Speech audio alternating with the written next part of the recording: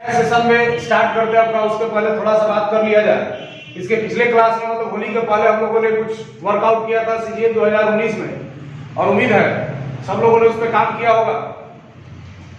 आज हम लोग नेक्स्ट सेशन में चलते हैं आपका। पिछले क्लास में हम लोगों ने पढ़ाई किया था सेट नंबर 2 से सेट नंबर 8 तक। आज हम लोग सीजीएल 2019 में काम करेंगे सेट नंबर 9 से लेकर सेट नंबर 17 तक के इरर बेस्ड क्वेश्चन पर। फिर उसी तरह से सिलसिलेवार ढंग से हम लोग इरर कंप्लीट करके फिर इंप्रूवमेंट आपका क्लियर करेंगे। मतलब सेट का टोटल क्वेश्चन हम लोग को क्लियर करना है, और किसी भी हाल में हम लोग क्लियर करेंगे उसको सीजीएल का एग्जाम होने से पहले। अब हम लोग क्वेश्चन में डायरेक्टली फोकस करते हैं, और सबसे पहले क्वेश्चन पर हम लोग 7 पे काम करते हुए आगे की ओर चलते हैं। तो पहला क्वेश्चन आपके पास आता है, she behaves in a such a cordial manner that everyone admires her। अब यहाँ देखिए सबसे पहला क्वेश्चन अगर जब हम लोग बात करना स्टार्ट करें, टोटली ग्रामर को टच करते हुए हम लोग काम करेंगे। सी हो गया बिहेव्स, यहाँ देखिए बिहेव्स जो वर्ड हो गया भैया, ये हो गया हमारा B5, और इसके हिसाब से अगर बात कर ले तो वहां पे सी आपका सही है। तो सी बिहेव्स इन अ सच अ कार्डिनल हो गया आपका मैनर। देखिए बहुत अच्छा क्वेश्चन आ गया यहाँ पे, सच अ कार्डिनल मैनर। अब आपने कांसेप्ट में क्लियर किया होगा कि सच जो होता है वो अपना रिलेशन बनाता है ए एन प्लस नाउन के साथ। बहुत अच्छा क्वेश्चन आता है आपका कि सच का रिलेशन होता है सच ए एन प्लस नाउन के साथ, और उसके बाद अगर इस टर्म में आ जाता है एडजेक्टिव, तो सच हो गया a an plus adjective plus noun के साथ इसका रिलेशन होता है। ये हमारे रिलेशन हमको शुरू से कांसेप्ट में हम लोग पढ़ते हैं। तो सच का जो रिलेशन होता है वो ए एन प्लस नाउन के साथ, और सच का जो रिलेशन हो गया a an plus adjective plus noun के साथ। इस आधार पर अगर हम लोग क्वेश्चन में बात कर ले तो सच के साथ देखिए यहाँ पे कार्डियल जो वर्ड हो गया ये एडजेक्टिव फॉर्म पे वर्क कर रहा है, और मैनर जो है वो आपका नाउन फॉर्म पे वर्क कर रहा है। तो एडजेक्टिव प्लस नाउन और प्लस में ए दिया गया है, मतलब सच अ कार्डियल मैनर, ये 100% सही है। तो गलती क्या है इसमें कि सच के पहले कभी आप आर्टिकल का इस्तेमाल कर ही नहीं सकते। तो सच के पहले भैया कभी भी आर्टिकल भूल के ना लगाए, और इस आधार पे आपका आंसर बनना चाहिए कि सच के पहले से ए को हटा दे। और दो टर्म हमने क्लियर किया कि सच का रिलेशन हमेशा नाउन के साथ, और सच जब नाउन होता है तो ए और एन का रिलेशन बनता है, और अगर इसके साथ एडजेक्टिव नाउन हो जाए तो एडजेक्टिव के पहले ए और एन का रिलेशन बनता है। तो क्वेश्चन नंबर 7 में आपका गलती जो था वो हो गया हमारे पास, सच के पहले आर्टिकल का इस्तेमाल ना करें। नेक्स्ट क्वेश्चन में अगर थोड़ा सा आगे की ओर अगर हम लोग बढ़ी जाते हैं तो दैट एवरीवन एडमायर, और एवरीवन अभी हमने आपको बताया इच एवरी आइदर और नाइदर के साथ जो रिलेशन होता है वर्ब का, पिछले वीडियो में हमने इस पे बात किया था। तो इच एवरी आइदर और नाइदर के साथ वर्ब का रिलेशन हमेशा सिंगुलर जो कि दिया गया है, और इस आधार पर क्वेश्चन नंबर 7 का आंसर बना सच के पहले ए और एन का इस्तेमाल ना करें। नेक्स्ट क्वेश्चन की तरफ हम लोग चलते हैं। क्वेश्चन नंबर 7 में अगर बात किया जाए तो देखिए सबसे पहला क्वेश्चन हम लोग बात जब किए थे पिछले वीडियो में, हमने ये भी रूल बताया था आपको कि किसी भी सेंटेंस में जब आपके पास प्रीपोजिशन आ जाए, प्रीपोजिशन के पहले जो भी वर्ड होता है भैया वही सेंटेंस का सपोर्टिव वर्ड होता है। प्रीपोजिशन के पहले आपको दिख रहा है आपका ऑल एम्प्लॉइज, यहाँ पे एक वर्ड बात करने वाली ये है, थोड़ा सा इसका हम लोग टीम में काम करते हैं। ऑल के बारे में अगर हम लोग चर्चा कर ले तो पहला क्वेश्चन हो गया ऑल के साथ वर्ब अगर हो गया आपका सिंगुलर, ये आपको बताता है समथिंग के बारे में, ये हमारा बताता है समथिंग के बारे में। जैसे आपने क्वेश्चन में कहा ऑल इज वेल, सब कुछ ठीक ठाक है, जब तो ऑल इज वेल होता है सब कुछ ठीक ठाक है, एंड ऑल के साथ वर्ब अगर आपके पास आ गया प्लूरल, ऑल के साथ अगर वर्ब प्लूरल हो गया ये आपको बताता है समबडी के बारे में। और इसका मीन ऑफ द सीजन ये होता है ऑल प्लस वर्ब प्लूरल हो गया, इसका मतलब ये होता है कि सभी लोग ठीक ठाक, ऑल आर वेल, सब लोग ठीक ठाक है। तो अब यहां पे बात होता है ऑल के साथ वर्ब प्लूरल तो हो गया समबडी, ऑल के साथ वर्ब सिंगुलर तो हो गया हमारा समबडी। नेक्स्ट टर्म पे अगर हम लोग काम कर ले, इसको अगर हम साइड करते हैं तो उसके बाद अगला हमारे पास एक टर्म आता है, ऑल पे ही हम लोग चर्चा करें फिलहाल। तो ऑल के साथ अब एक बात समझ लिया जाए, ऑल के साथ अगर काउंटेबल नाउन आ जाए, अगर ऑल का रिलेशन काउंटेबल नाउन पर हो, काउंटेबल नाउन हमेशा हो गया जब ऑल के साथ रिलेशन में प्लूरल, और वर्ब जो हो गया वो भी हो गया हमारा प्लूरल। ऑल के साथ काउंटेबल नाउन का रिलेशन हमेशा प्लूरल, और वर्ब का रिलेशन प्लूरल। ऑल के साथ अनकाउंटेबल भी आते हैं, और ऑल के साथ अगर अनकाउंटेबल आ गया तो अनकाउंटेबल का तो कंफर्म पता भैया आपका कि हमेशा सिंगुलर, और वर्ब जो होगा वो भी क्या हो जाएगा आपका सिंगुलर। इस कांसेप्ट के हिसाब से अगर हम लोग चलते हैं तो ऑल के साथ एम्प्लॉइज यहाँ पे 100% सही है, एम्प्लॉइज काउंटेबल नाउन, और काउंटेबल हमेशा प्लूरल। अब आपके पास सपोर्टिव वर्ब मतलब सब्जेक्ट ग्रुप में जो फंक्शन करने वाला है सेंटेंस में वो है ऑल एम्प्लॉइज। तो all employees of the national हो गया आपका शुगर फैक्टर। डिफर बहुत अच्छा क्वेश्चन आ गया, जो डिफर मतलब हो गया V1 और डिफर जो वर्ड है आपका ये V1 है और V1 ये किसके चलते आया है? एम्प्लॉइज के चलते। अभी हमने बताया प्रीपोजिशन के पहले जो वर्ड होगा उसके हिसाब से वर्ब रखेंगे। प्रीपोजिशन के पहले प्रीपोजिशन के पहले एम्प्लॉइज के हिसाब से डिफर तक तो सही है, लेकिन यहाँ पे एक समस्या क्रिएट हो गया होगा कि डिफर के साथ फ्रॉम नहीं लगाए। डिफर होता है जब का विद, डिफर के साथ विद का इस्तेमाल कर रहे हो। डिफर विद का मतलब होता है असहमत होना, किसी चीज से नॉट सेटिस्फाइड, मतलब उसे आप सेटिस्फाई नहीं है, उस अवस्था में वर्ड आता है जब का डिफर विद। यहाँ पे प्रॉब्लम था फ्रॉम के जगह पे भी। एंड सेकंड टर्म में एक बात और थोड़ा सा बात कर लिया जाए, यहाँ पे वर्ड डियर का इस्तेमाल किया गया है और डियर जो वर्ड है वो किसके चलते आया है? तो किसी भी सेंटेंस में पोसेसिव का इस्तेमाल हमेशा सब्जेक्ट टर्म पे वर्क होता है। यहाँ पे डियर जो हो गया वो पोसेसिव हो गया और डियर आया किसके चलते है? आपका एम्प्लॉइज के चलते, और एम्प्लॉइज हो गया भैया आपका दे, और दे के चलते हो गया आपका डियर। क्वेश्चन नंबर 6 में गलती था आपका डिफर के बाद फ्रॉम के जगह पे विद। नेक्स्ट टर्म की ओर चलते हैं हम लोग। अब अगला एक टर्म आता है जब का the both children go to the same school. अभी यहां तो देखिए बहुत ही आसान सा क्वेश्चन है हमारा, और एक कंसेप्ट में अगर इसको हम लोग क्वेश्चन को क्लियर कर ले तो बोथ के साथ सबसे पहले एक बात जान ले कि बोथ जो वर्ड हो गया इस पे अगर आप रिलेशन बनाते हैं तो बोथ के साथ जो नाउन होगा वो हमेशा प्लूरल, और आपका जो वर्ब होगा वो भी भैया हो गया आपका प्लूरल। पहला क्वेश्चन बोथ के साथ, बोथ के पहले कभी आप द का इस्तेमाल ना करें, बोथ के बाद द होता है। मतलब अगर बात किया जाए बोथ का और अगर इसी के साथ रिलेशन में बात कर रहे हैं ऑल का, तो बोथ और ऑल ये ऐसे वर्ड है जिनके बाद होता है द, या फिर अगर आप इसके बाद लगा सकते हैं कोई भी पॉसेसिव एडजेक्टिव। पॉसेसिव एडजेक्टिव हो या द लगाना हो, उसका इस्तेमाल हमेशा बोथ या ऑल बोथ या ऑल के बाद किया जाता है। और फिलहाल हमने इसके पहले वाले क्वेश्चन में ऑल को पूरा क्लियर किया था। तो बोथ के बारे में अगर हम लोग बात कर ले तो बोथ के साथ होना चाहिए तारीफ का, तो बोथ हो गया भैया आपका, उसके बाद द। अभी तक हम लोगों ने जितने भी अभी वीडियो सेशन में आपके साथ क्वेश्चन को जो शेयर किया भी, ठीक है, सबसे पहला क्वेश्चन आपके पास आता है कि अगर हमारे पास ग्रामेटिकल अप्रोच बहुत बेहतर हो तो आप क्लोज से लेकर वर्ड सेशन को अगर छोड़ दिया जाए, वर्ड सेशन को छोड़ने के बाद पूरा आपका क्लोज जो होगा आपका क्लोज से लेकर इंप्रूवमेंट एरर हो गया आपका फिलर तक, इतना अगर दावा के साथ कहा जा सकता है कि अगर आपका ग्रामर सेशन क्लियर हो तो भैया उसके साथ आप 100 में कम से कम 90% क्लियर कर सकते हैं। फिर आगे हम लोग क्वेश्चन में बात करते हैं आपका नंबर 4 की हो, तो 4 नंबर अगर क्वेश्चन में देखा दिया है आपका कि we had a long discussion at a cup of हो गया आपका कॉफी, यानी कि बात जो चल रहा है डिस्कशन के बारे में बात हो रही है, और वो डिस्कशन हो रहा था जब आपका कप जब वो लोग कॉफी पी रहे थे। इसका मतलब यहाँ पे एक बात तो क्लियर हो गया कि we had a long discussion. देखो बहुत अच्छा क्वेश्चन आ गया, यहाँ पे ए और एन हो गया आर्टिकल। तो एक बात क्लियर समझ ले कि अगर किसी सेंटेंस में आर्टिकल है तो आर्टिकल का जो रिलेशन होगा भैया वो हमेशा होगा नाउन। पहला रिलेशन हो गया कि आर्टिकल जो है उसका रिलेशन बनेगा हमेशा नाउन के साथ, तो आर्टिकल का रिलेशन आपका नाउन के साथ जब बनेगा इसका मतलब डिस्कशन या फंक्शन हो रहा नाउन, सॉरी डिस्कशन हो गया वो हो गया आपका नाउन। और हमने कितना बार अभी तक इस तरह का क्वेश्चन क्लियर किया अभी फिलहाल कि नाउन का रिलेशन हमेशा जो होगा वो हो गया आपका एडजेक्टिव से, तो यहाँ पे भैया ये हो गया आपका एडजेक्टिव। तभी had a long discussion at a cup of coffee. अब यहाँ पे जब बात हो रहा था जब का इशू, या अगर बात करें अपना मैटर के बारे में, तो मैटर और इशू पर अगर बात करते हैं तो वहां पे दो ही आपके पास ऑप्शन आते हैं, एक ऑप्शन आता ओवर और एक आता है ऑन। और अगर दोनों पे बात किया जाए तो ओवर का इस्तेमाल जनरली हम लोग ज्यादातर करते हैं।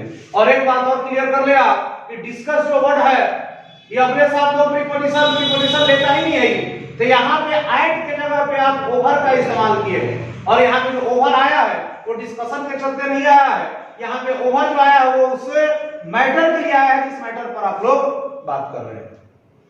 नेक्स्ट क्वेश्चन के बारे में अगर हम लोग काम कर रहे हैं नंबर 3 पर चलते हैं हम लोग, तो 3 में दिया कि everyone except she has travelled हो गया बाय अ कार। यहाँ पे देखिए बहुत शानदार सा क्वेश्चन है, अगर आप बात कर ले थोड़ा सा कि एवरीवन है और उसके बाद सी है, उसके बाद हो गया एक्सेप्ट। एक्सेप्ट जो वर्ड हो गया ये आपने देखा कि हो गया प्रीपोजिशन।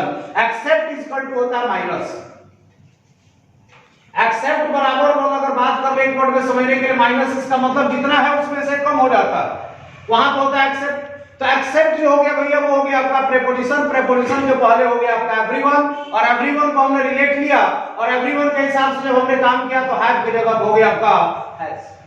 चलिए अगला क्वेश्चन की ओर हम लोग चलते हैं। आपका सेकंड क्वेश्चन में सबसे पहले इसको एक बार क्लियर कर लेंगे। Those who are late they will not be allowed inside the classroom. अब यहाँ देखिए सबसे पहला क्वेश्चन आपके पास आता है और यहाँ सबसे फर्स्ट आप क्वेश्चन आपके पास दिया गया है। तो दोस्तों इसमें सबसे बेहतर क्वेश्चन एक बार क्लियर किया जाए कि अगर आपके पास हु का रिलेशन बनाना, ठीक है, हु का अगर आपको रिलेशन बनाना है तो हु में सबसे पहले एक बात समझ ले कि हु का रिलेशन कभी भी आप दे के साथ क्रिएट नहीं कर सकते। दे की जगह हमेशा दोज।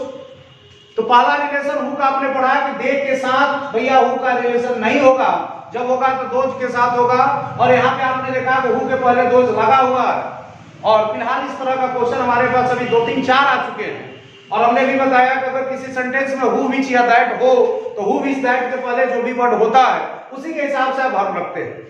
तो दोज के पहले आपने देखा कि भैया आपके पास हो गया आपका हु के पहले हो गया दोज और दोज के अनुसार हो गया यार, यहां तक कोई समस्या है नहीं। दोज हु आर लेट दे, अब दे का जो रिलेशन है वो किसके साथ है जी आपका दोज के चलते हैं। तो दे will not be allowed inside the class. अब यहाँ ये क्वेश्चन जो दिया गया आपके पास कि दे will not be allowed inside the class. अब एक बात हमको क्लियर करना ये है कि सेंटेंस में हियर है कहां पे, तो दोज हु आर लेट उन लोगों के बारे में बात किया गया भैया जो लोग क्या थे जब लेट थे। दे विल नॉट बी अलाउड, उन लोगों को अलाउड नहीं किया गया है कहां पे, इनसाइड द क्लास, मतलब किस जगह पे, क्लास में आने के बारे में बात हो रहा है, ना कि क्लास के बाहर के बारे में बात हो रहा है। तो क्लास बी के बारे में जब बात हो रहा है तो भैया इनसाइड के जगह पे आप लगा सकते हैं यहाँ पे कैरियर का इन द क्लास। तो इनसाइड के जगह हो गया ये हमारे पास इन। और अगर आप इनसाइड करते हैं तो इनसाइड का इस्तेमाल उस अवस्था में हम लोग करेंगे जब आपके पास बात हो जाएगा किसके बारे में, तो क्लास के भैया आपका इनसाइड का मतलब क्लास के अलावा एक्सेप्ट द क्लास जब बात हो जाए वहां पे इनसाइड टोटली अगर क्लास हो जाए वहां हो गया जी आपका in the class. In the class का मतलब हो गया आपका presence in the class and inside the class is equal to हो गया एब्सेंट इन द क्लास। बस इतना ही आप डिफरेंस समझे। एंड नेक्स्ट क्वेश्चन में हम लोग चलते हैं आपका कि Lucky has already cut the cake when we reached the party hall. अब सबसे पहला एक बहुत बेहतर सा कांसेप्ट हम लोग क्लियर कर ले टेंस के हिसाब से। टेंस में हमने आपको पहले क्वेश्चन में आपका जो स्टार्टिंग वीडियो था उसमें हमने बताया था आपका फिलर में शायद क्वेश्चन पूछा गया था।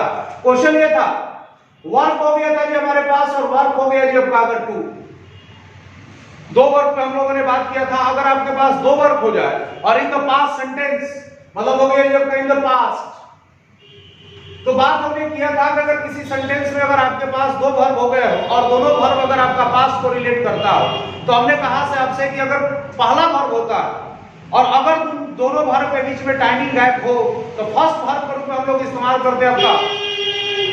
अब यहाँ पे बात आ गई आपका कि गैप ऑफ टाइम।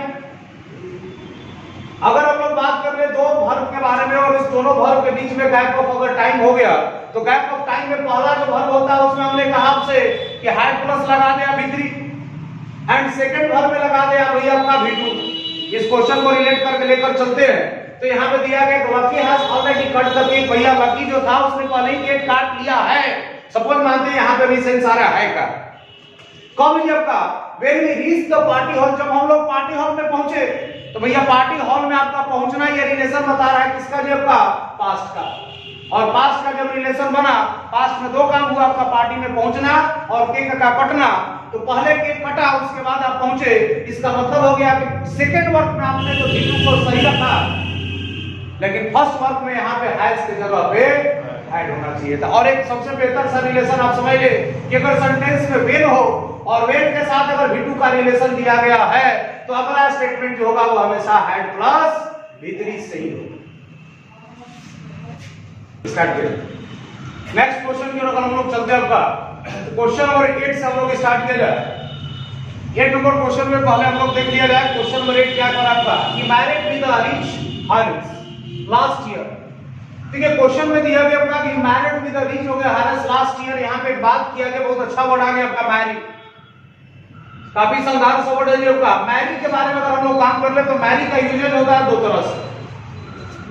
मैरिज हो गया आपका, ये हो गया हमारा वर्ब और इसका इस्तेमाल जब हम लोग करते हैं तो दो तरह से इस्तेमाल होगा आपका। एक वर्ब के रूप में हो गया, मतलब वर्ब के रूप में क्या कहे अगर बात कर लिया जाए तो उसको एक स्टेटमेंट में बात किया एक्टिव फॉर्म।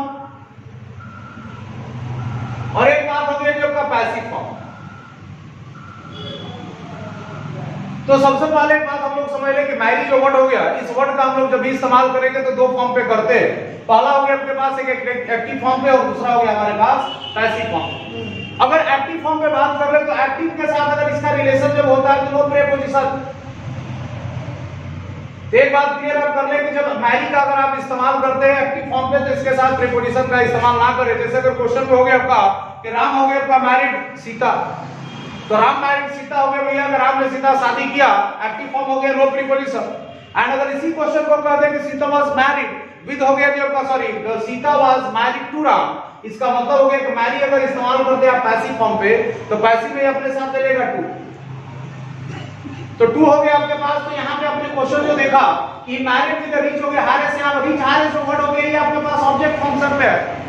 एंड मैरिड हो गया आपके पास, देखिए आपका ये जो हो गया वो हो गया आपका सब्जेक्ट। जब सब्जेक्ट काम करता है सेंटेंस में तो जाहिर सी बात है कि वो एक्टिव फॉर्म पे होगा, और जब एक्टिव फॉर्म पे होगा तो मैरिड जो है वो यहाँ पे काम हो रहा है एक्टिव फॉर्म पे, और एक्टिव का मतलब हो गया कि आपका विद का इस्तेमाल नहीं होगा, मतलब यहाँ पे आप प्रीपोजिशन नहीं लगा सकते। तो मैरी यहाँ पे इस्तेमाल किया गया आपका एक्टिव फॉर्म पे, और एक्टिव फॉर्म के साथ आप कभी भी प्रीपोजिशन का इस्तेमाल ना करें। सेकंड टर्म पे अगर हम लोग क्वेश्चन में बात कर ले, क्वेश्चन नंबर 9, तो 9 पे अगर हम लोग बात करें देखिए काफी शानदार सा क्वेश्चन आ गया आपका कि the famous author and actor are being honoured at the function today. अब यहाँ पे देखिए सबसे पहले हम लोग क्वेश्चन पे काम कर ले। एक आपको बात बता दे हम फिलहाल विद कभी भी प्रयोग नहीं होता है। नहीं जी, विद कभी प्रयोग नहीं कभी नहीं होता। नेक्स्ट क्वेश्चन पे अगर हम लोग काम कर ले 9 नंबर पे अगर हम लोग बात करते हैं तो 9 क्वेश्चन में देखिए दिया गया, पहले हम आपको बता दें बीइंग के बारे में। बीइंग के बारे में अगर हम बात कर ले तो बीइंग में एक वर्ड आ गया, बीइंग का इस्तेमाल दो केस में कर ले आप। पहला जो केस हो गया बीइंग का रिलेशन आप एडजेक्टिव के साथ लगा सकते हैं, बीइंग जो हो गया वो हो गया आपका एडजेक्टिव के साथ। सेकंड टर्म हो गया आपका बीइंग हो गया जो आपका नाउन टर्म के साथ कर सकते हैं। जैसे क्वेश्चन में अगर बात किया जाए एडजेक्टिव टर्म हो गया और एक नाउन टर्म में आप इसका इस्तेमाल कर सकते हैं, मतलब बीइंग के बाद या तो आप एडजेक्टिव रख ले या फिर नाउन। जैसे क्वेश्चन हो गया जब कहा कि शिक्षक होने के नाते मैं सड़क पर सिगरेट नहीं पी सकता, being a teacher I can't smoke on the road. तो बीइंग अ टीचर, टीचर हो गया आपका नाउन फंक्शन का वर्ब बराबर है। बीइंग के साथ जब आप रिलेशन में लाते हैं या तो नाउन या फिर आपके पास एडजेक्टिव। सेकंड क्वेश्चन पर हम लोग काम कर रहे तो बीइंग के साथ रिलेशन एक बनता है वर्ब का, और वो वर्ब हो गया आपका भीतरी, भीतरी कहने का इन द सेंस हो गया आपका पैसिव। तो बीइंग का रिलेशन सेंटेंस में तीन तरह से आप क्रिएट कर सकते हैं, एक हो गया एडजेक्टिव और एक हो गया आपका नाउन।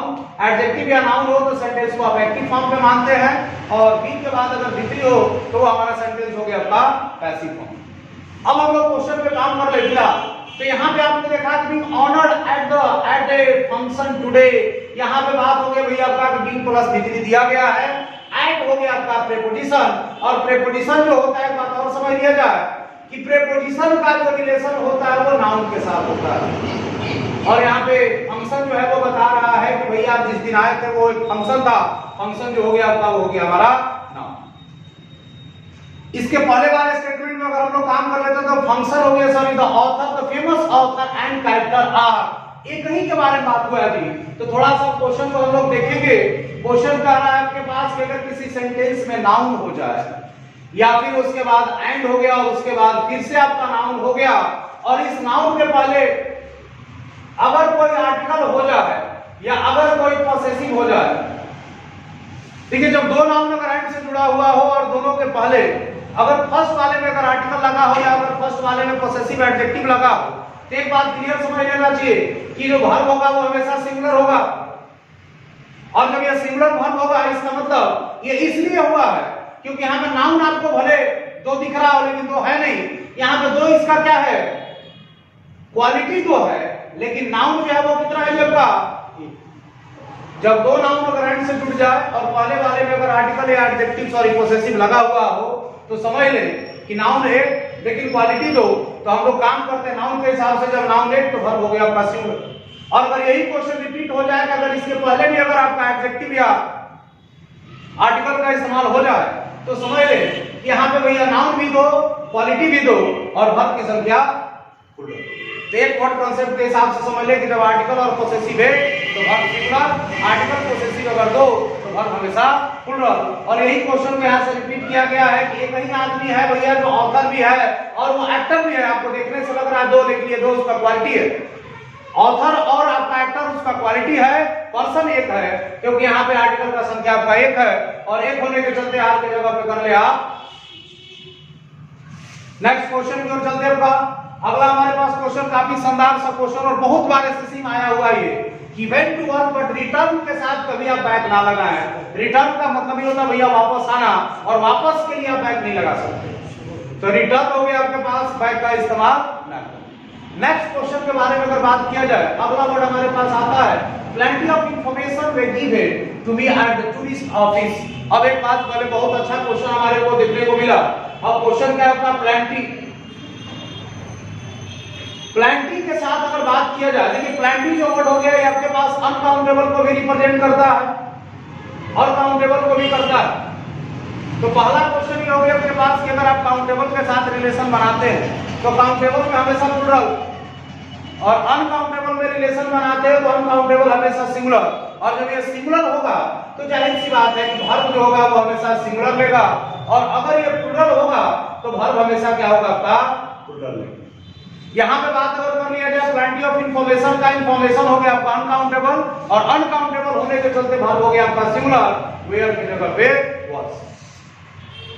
एंड नेक्स्ट क्वेश्चन में बात किया जाए तो इस क्वेश्चन में कुछ है ही नहीं, क्योंकि इस तरह का क्वेश्चन अभी फिलहाल आपने तुरंत पढ़ा।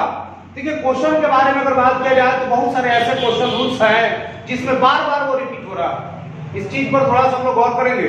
बहुत सारे ऐसे क्वेश्चन अभी तक हमने जो भी पढ़ा 10, 20, 25 जो भी हमने इधर पढ़ा, बहुत सारे ऐसे क्वेश्चन जिसका थीम कंसेप्ट लगभग आपका मिल रहा है, तो उस क्वेश्चन में थोड़ा सा विशेष रूप से हम लोग गौर करेंगे। फिलहाल क्वेश्चन नंबर 12 की ओर हम लोग चलते हैं। और 12 का जो क्वेश्चन का थीम था हमने भी आपको बताया कि डू डज और डिड जो है, पिछले वीडियो में बताया होगा हमने कि डू डज और डिड के साथ जो वर्ब का रिलेशन होता है वो हमेशा V1 फॉर्म का होता है। एक बार फिर से समझ ले कि अगर डू हो गया जो आपका डज हो गया और डिड, तो डू डज डिड का जो रिलेशन होगा वो हमेशा V1 से रिलेट करता है, और जब ये V1 से रिलेट करेगा तो वेंट की जगह हो जाएगा आपका। एंड लास्ट क्वेश्चन के बारे में हम लोग बात करें, काफी बेहतर क्वेश्चन। इंफॉर्मेशन में एस नहीं करता। Information uncountable, uncountable does not हो गया आपका एग्जिस्ट ही, और सॉरी यस और यस। नेक्स्ट क्वेश्चन में आ गया आपका last, in a few drop of lemon are put in the milk it has turned हो गया आपका सावर। यहां पे वर्ड छूटा था आपका। देखिए क्वेश्चन यहां पे बात कर रहा है कि अगर आप थोड़ा सा भी लेमन का अगर कोई भी एक बूंद अगर किसी भी दूध में डालते हैं भैया आपका, तो दूध जो है वो क्या हो जाता है आपका फट जाता है। तो फट जाता है कब, जब उसमें डालेंगे। तो यहां बता रहा कंडीशन। अब कंडीशन में बात कर ले, कंडीशन इन फ्यूचर काफी बेहतर सा क्वेश्चन। बहुत सारे आपने कंसेप्ट में देखा होगा, बहुत सारे ग्रामर का बुक या टीचर्स बताते हैं बहुत सारे कंजक्शन उसका रटिए, रटने की कोई समस्या नहीं है इसमें। तो सबसे पहले आप समझ ले कंडीशन इन फ्यूचर होता क्या है। कंडीशन इन फ्यूचर का मतलब ये हो रहा है आपका कि जो कंडीशन है, जो कंडीशन है वो हमेशा रिलेट करेगा V1 एंड V5 से। कंडीशन जो सब वो हो गया आपका रिलेशन हो गया आपका V1 V5, और जो स्टेटमेंट है वो रिलेट करेगा जो आपका शैल और विल प्लस V1 से। तो आपके पास कंडीशन ये था कि अगर आप दूध में डालोगे लेमन, तो कंडीशन ये था कि दूध में अगर आप लेमन डालोगे तो यहां पे देखिए V1 आपका रिलेट कर रहा आपका R plus V3। R plus V3 मतलब एमिजार हो गया प्लस V3, मतलब ये हो गया आपका V1 और V5 का पैसिव, ये हो गया आपका एक्टिव। तो लेमन डालने का काम किसी के द्वारा होगा, इसलिए इसको पैसिव में रिप्रेजेंट किया गया है। तो R प्लस V3, तो R प्लस V3 भैया भाई V1 और V5 का ही पैसिव है, मतलब यहाँ V1 V5 काम कर रहा है। तो ये हमारा कंडीशन था, और जब ये कंडीशन में स्टेटमेंट क्या बना, इसका मतलब जब आप दूध में डालोगे तो वो फटेगा ही फटेगा, वो बनेगा आपका स्टेटमेंट। तो यहां से आप इसको हटा दे भैया, और हैज टर्न्ड के जगह पे करना पड़ेगा विल टर्न। इतना हम लोगों ने आज क्लियर किया आपका सेट नंबर 2 से लेकर सेट नंबर 16 तक। हमने अभी तक आपको टोटल इरर पार्ट क्लियर कर दिया है एसएससी मेंस 2019 का। अगर आपको इसमें किसी भी तरह का कोई प्रॉब्लम हो, ग्रामेटिकल कंसेप्ट में प्रॉब्लम हो, आप हमें कमेंट करके जरूर बताएं। कोशिश किया जाए ताकि आपका हर प्रॉब्लम को हम बेहतर ढंग से डील कर सकें।